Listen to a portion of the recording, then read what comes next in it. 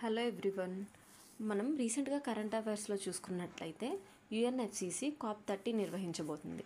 And పాస్ట్లో కూడా మనం చూసుకున్నట్లయితే పొల్యూషన్కి సంబంధించి అండ్ ఎమిషన్ టార్గెట్స్కి సంబంధించి కంట్రీస్ అన్నీ ముందుకొచ్చి కన్సెన్సస్ బిల్డ్ చేసుకొని డెసిషన్స్ అనేది తీసుకుంటున్నాయి. మనం థింక్ చేసుకున్నట్లయితే అసలు ఈ గ్లోబల్ ఎన్విరాన్మెంట్ గవర్నెన్స్ అనేది ఎప్పటి నుంచి స్టార్ట్ అయింది? ఇలా కంట్రీస్ అన్నీ ముందుకొచ్చి ఒక గ్లోబల్ ప్లాట్ఫామ్ మీద డెసిషన్స్ తీసుకోవడం ఎప్పటి నుంచి మొదలుపెట్టాయి? ఇలాంటి విషయాల్ని మనం ఈరోజు వీడియోలో డిస్కస్ చేద్దాము. అసలు ఈ ఈ గవర్నెన్స్కి స్టార్టింగ్ పాయింట్ ఎక్కడంటే 1962లో రేచల్ కార్సన్ అనే ఆవిడ సైలెంట్ స్ప్రింగ్ అనే బుక్ పబ్లిష్ చేశారనమాట. ఈ బుక్లో ఏం చెప్పారంటే effects of chemical pesticides on environment, పర్టికులర్గా డిడిటి ఎఫెక్ట్స్ ఆన్ బర్డ్స్ అనేది చెప్పారు. లాంగ్ టర్మ్లో ఇది హ్యూమన్ హెల్త్ని ఎలా ఎఫెక్ట్ చేస్తుంది అండ్ ఎర్త్ని ఎలా ఎఫెక్ట్ చేస్తుంది అని చెప్పారనమాట. సో ఈ బుక్ పబ్లిష్ చేసిన తర్వాత ఇప్పుడు కంట్రీస్లో ప్రొటెస్ట్లు అనేది స్టార్ట్ చేశాయి. పొల్యూషన్ని కట్టైల్ చేయడానికి పాలసీస్ అనేది తీసుకురండి అని చెప్పి. అప్పుడు యుఎస్ లోకల్ లెవెల్లో ఇనిషియేషన్స్ తీసుకుందనమాట.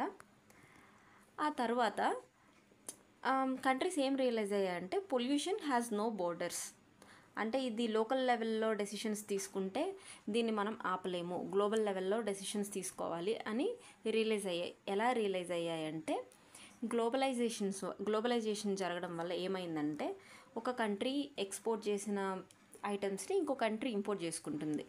ఇప్పుడు దీనివల్ల ఎక్స్టర్నల్ ఫుట్ ప్రింట్ అనేది పెరుగుతుందనమాట. అదేంటంటే ఒక కంట్రీ ప్రొడక్ట్స్ని కన్జ్యూమ్ చేస్తే దాని ఎఫెక్ట్ ఆ కంట్రీ మీద కాకుండా వేరే కంట్రీ మీద పడుతుంది. ఇప్పుడు ఎలాగంటే ఎగ్జాంపుల్ చూద్దాము. ఇప్పుడు మనం ఇండోనేషియా నుంచి పామ్ ఆయిల్ అనేది ఇంపోర్ట్ చేసుకుంటున్నాం. దానివల్ల ఏమైంది, మనం కన్జ్యూమ్ చేస్తున్నాం పామ్ ఆయిల్, కానీ ఇండోనేషియాలో డిఫారెస్టేషన్ పెరిగిపోయింది. ఎలాగంటే మనం కన్జ్యూమ్ చేయడం వల్ల డిమాండ్ అనేది పెరిగింది. సో ఇండోనేషియాలో ఏమైంది, అక్కడ డిఫారెస్టేషన్ చేసి చెట్లన్నీ కొట్టేసి పామ్ ఆయిల్ ట్రీస్ని పెంచడం స్టార్ట్ చేశారు. సో అక్కడ ఎఫెక్ట్ పడిందనమాట. ఇది ఎక్స్టర్నల్ ఫుట్ ప్రింట్ అంటే. సో దీనివల్ల ఏం రియలైజ్ అయ్యారంటే ఒక కంట్రీలో పాలసీస్ తెస్తే ఇది ఆగదు, గ్లోబల్ లెవెల్లో మనం కన్సెన్సస్ బిల్డ్ చేసుకొని డెసిషన్స్ అనేది తీసుకోవాలి ఈ పొల్యూషన్ని అరికట్టడానికి అని చెప్పి రియలైజ్ అయ్యారు. సో అలా రియలైజ్ అవ్వడం వల్ల ఒక గ్లోబల్ ప్లాట్ఫామ్ నీడ్ అనేది వచ్చింది. అప్పుడు ఒక కాన్ఫరెన్స్ జరిగింది. అదే ఫస్ట్ గ్లోబల్ కాన్ఫరెన్స్ అనమాట. 1972లో జరిగిన గ్లోబల్ కాన్ఫరెన్స్. ఇక్కడ ఈ కాన్ఫరెన్స్ నేమ్స్ కూడా మనకి చాలా ఇంపార్టెంట్, ఫుల్ ఫామ్స్తో గుర్తుంచుకోవాలి. UN conference on human environment, దీన్నే స్టాక్హోమ్ కాన్ఫరెన్స్ అని కూడా పిలుస్తారు. ఇది June 5న జరిగింది. దీన్ని కమమరేట్ చేసుకుంటూనే మనం ఎన్విరాన్మెంట్ డే అనేది సెలబ్రేట్ చేసుకుంటున్నాము. సో దీంట్లో ఎన్ని కంట్రీస్ పార్టిసిపేట్ చేశాయంటే మోర్ దాన్ 113 కంట్రీస్ అనేది పార్టిసిపేట్ చేశాయి. ఈ కాన్ఫరెన్స్లో బైండింగ్ ట్రీటీస్ ఏమీ తీసుకురాలేదు, but it led to the establishment of United Nations environment programme, UNEP అనేది ఈ కాన్ఫరెన్స్ తర్వాత ఎస్టాబ్లిష్ చేశారు. ఇదేం చేస్తుందంటే గ్లోబల్ లెవెల్లో ఎన్విరాన్మెంటల్ ట్రెండ్స్ అనేది మానిటర్ చేసి గ్లోబల్ ట్రీటీస్కి ఇనిషియేషన్ తీసుకుంటుందన్నమాట. దీని మెయిన్ వర్క్ అది. దీన్ని చూసుకుంటే ఇది చాలా రిపోర్ట్స్ పబ్లిష్ చేస్తుంది. ఈ రిపోర్ట్స్ కూడా మనకి ఇంపార్టెంట్, MCQస్లో అడిగే ఛాన్స్ ఉంది. ఆ రిపోర్ట్స్ ఏంటంటే global environment outlook, emission gap report, adaptation gap report, frontiers report, global climate litigation report. ఈ రిపోర్ట్స్ని ఇది పబ్లిష్ చేస్తుందన్నమాట.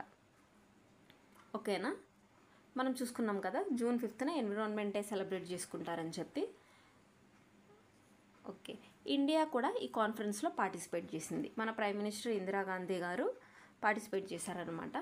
ఆవిడ ఏం చెప్పారంటే ఆ కాన్ఫరెన్స్లో poverty is the biggest polluter. ఆవిడ ఏ పర్స్పెక్టివ్లో చెప్పారంటే ఇప్పుడు developing countries and poor countries ఏం చేస్తాయంటే they prefer survival over sustainability. ఇప్పుడు స్లమ్ ఏరియాస్లో అక్కడ ఉన్న వాళ్ళని మనం ఓషన్స్ క్లీన్గా ఉంచాలి, ఎన్విరాన్మెంట్ క్లీన్గా ఉంచాలి అంటే వాళ్ళకి పాసిబుల్ అవ్వదు కదా. సో దే ప్రిఫర్ సర్వైవల్ అన్నమాట. అక్కడ మనం సస్టైనబుల్గా ఉండాలి, పొల్యూషన్ని అరికట్టాలి అనేది అక్కడ పాసిబుల్ అవ్వదు. సో ఆ పర్స్పెక్టివ్లో ఈ స్టేట్మెంట్ పాస్ చేశారనమాట. ఈ ఇంటర్నేషనల్ గ్లోబల్ కాన్ఫరెన్స్ తర్వాతనే ఇండియాలో వైల్డ్ లైఫ్ ప్రొటెక్షన్ కోసం ఒక యాక్ట్ పాస్ చేశారు. అదే 1972 యాక్ట్.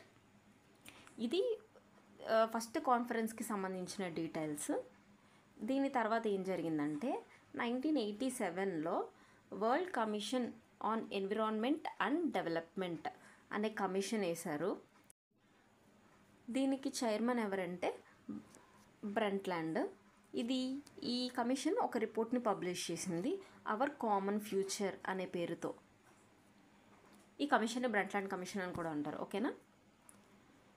ఈ అవర్ కామన్ ఫ్యూచర్లో అసలు ఏం చెప్పిందంటే అది జనరేషనల్ ఈక్విటీ అనే కాన్సెప్ట్ని తెచ్చింది. ఫస్ట్ టైం సస్టైనబుల్ డెవలప్మెంట్ అనే కాన్సెప్ట్ని కూడా తెచ్చిందనమాట. ఒక సస్టైనబుల్ డెవలప్మెంట్ ఏంటంటే fulfilling the needs of the present generation without compromising on the needs of future generation.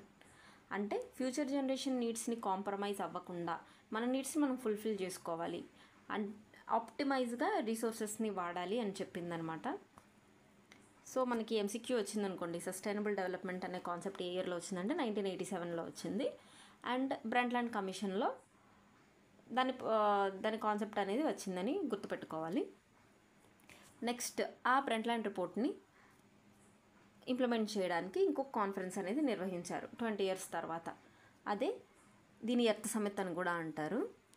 Rio de జనైరోలో జరిగింది ఇది, UN conference on environment and development. ఓకేనా. అంటే ఇక్కడ మనకి టైటిల్లోనే తెలుస్తుంది ఏం చెప్పబోతున్నాడంటే environment and economy should go together. ఇప్పుడు మనం ఎకానమికల్గా డెవలప్ అవ్వడానికి ఎన్విరాన్మెంట్ అనేది థ్రెట్లో ఉంచకూడదు, మనం దాన్ని కాంప్రమైజ్ చేయకూడదు అని చెప్తున్నారనమాట. సో దీంట్లో వచ్చిన అవుట్కమ్స్ ఏంటంటే Rio declaration on environment, agenda 21 and forest principles. ఇవి 3 నాన్ లీగల్లీ బైండింగ్ అనమాట, నాన్ లీగల్లీ బైండింగ్ ప్రిన్సిపల్స్. ఈ ఎర్త్ సమిట్లోనే 2 ఇంపార్టెంట్ కన్వెన్షన్స్ అనేది సైన్ చేశారనమాట. అదే United Nations framework convention on climate change and convention on biological diversity. ఈ 2 sign చేశారు. 1994లో కన్వెన్షన్ టు కంబాట్ డిజర్టిఫికేషన్ అది సైన్ చేశారు. ఓకేనా.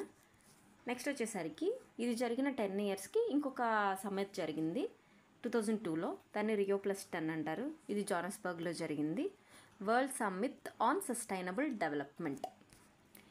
ఇది జరిగిన 10 yearsకి అంటే ఎర్త్ సమ్మిట్ జరిగిన 20 yearsకి 2012లో ఇంకొకటి జరిగిందనమాట, United nation conference on sustainable development. ఈ కాన్ఫరెన్స్ నేమ్స్ అనేది మనకి ఇంపార్టెంట్. ఈ కాన్ఫరెన్స్లో ఏంటంటే దీని అవుట్కమ్ ఒక రిపోర్ట్ పబ్లిష్ చేశారు, ఒక డిక్లరేషన్ ఏంటంటే ఫ్యూచర్ వీ వాంట్ డిక్లరేషన్ అనేది పబ్లిష్ చేశారనమాట. ఇందులో ఒక ఇంపార్టెంట్ కాన్సెప్ట్ అనేది పబ్లిష్ చేశారు. ఏంటది? Sustainable development goals. ఇప్పుడు ప్రజెంట్ మనం అచీవ్ చేయడానికి చూస్తున్నాం కదా, ఇవే అప్పుడు 2012 కాన్ఫరెన్స్లో డిక్లేర్ చేశారు. ఇవేంటంటే 17 goals ఉంటాయి, ఇందులో 169 టార్గెట్స్ ఉంటాయి. 2030 కల్లా మనం అచీవ్ చేయాలి అని చెప్పి, like poverty reduction, mall nutrition reduction, ఇవన్నమాట. చాలా ఒక 17 goals దాకా ఉంటాయి అవి.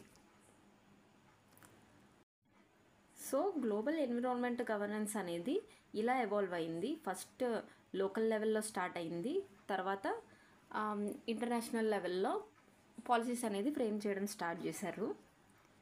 ఇప్పుడు మనం యుఎన్ఎఫ్సిసిలో కాన్ఫరెన్స్ ఆఫ్ పార్టీస్ని చూసుకున్నట్టయితే it is the supreme decision making body of UNFCCC.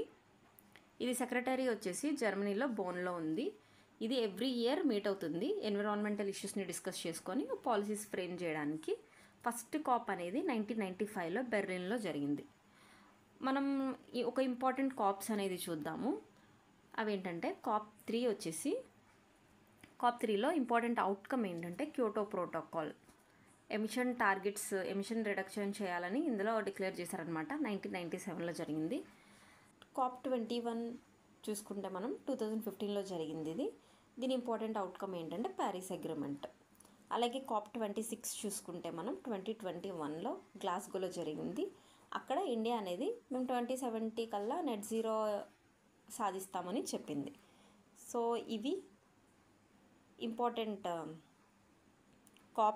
Caps అనమాట. COP28 అనేది దుబాయ్లో జరిగింది. COP29 బాకు అజర్బైజాన్లో జరిగింది. COP30 Brazil బెలెంలో. ఇండియాలో COP8 జరిగింది న్యూఢిల్లీలో. సో ఇది గ్లోబల్ ఎన్విరాన్మెంటల్ గవర్నెన్స్కి సంబంధించిన డీటెయిల్స్. Thank you.